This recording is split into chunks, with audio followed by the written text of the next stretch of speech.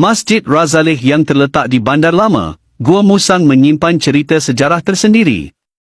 Siapa sangka di dalam masjid yang terletak di pinggir bandar itu, terdapat sebuah pusara seorang wanita sarat mengandung anak sulung, yang telah mati dibunuh dan menjadi mangsa kekejaman komunis.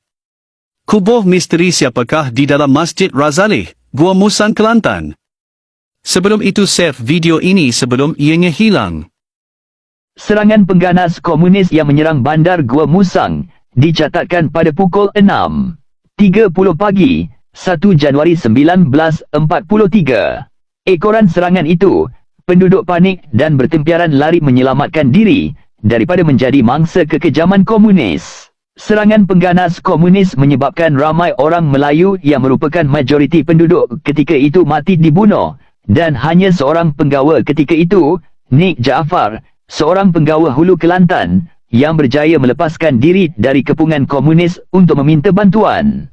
Akibat dari betapa kucar-kacir dan keadaan yang sungguh berbahaya pada waktu itu, Nik Jaafar mengarahkan Nik Mah, juga adik kepada beliau, yang pada itu sedang sarat mengandung, dan bersama beberapa penduduk kampung untuk berselindung di dalam longkang berhampiran masjid.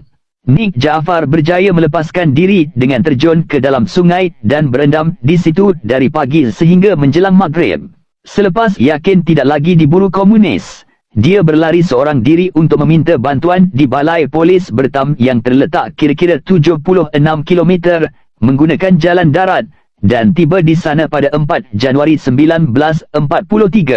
Sekembalinya ke Gua Musang bersama pasukan polis, dia melihat rumah penduduk, kuarters kereta api dan balai polis musnah dibakar komunis. Selang 2 hari kemudian, Nik Jaafar dan beberapa anggota polis pergi ke kampung Batu Papan bagi menemui isteri dan anak-anaknya termasuk penduduk kampung yang terselamat. Bagaimanapun, malangnya beliau mendapati adiknya, Nik Mah yang sarat mengandung 8 bulan dikatakan tidak sempat melarikan diri dan hanya mampu bersembunyi di dalam sebuah longkang tidak jauh dari sebuah madrasah. Hancur luluh hati seorang abang apabila mendapat tahu adik perempuannya berjaya dikesan oleh sekumpulan komunis yang kemudian menembaknya sehingga mati. Turut maut dalam serangan itu ialah 25 penduduk kampung yang lain. Bagaimanapun, memandangkan situasi masih lagi darurat, hanya jenazah adiknya itu yang dapat diuruskan dengan sempurna dan dikebumikan bersebelahan sebuah madrasah. Selepas beberapa tahun, madrasah itu dinaik taraf sebagai masjid dan dibesarkan sehingga menyebabkan pusara Nik Mah berada dalam ruang solat masjid sehingga hari ini.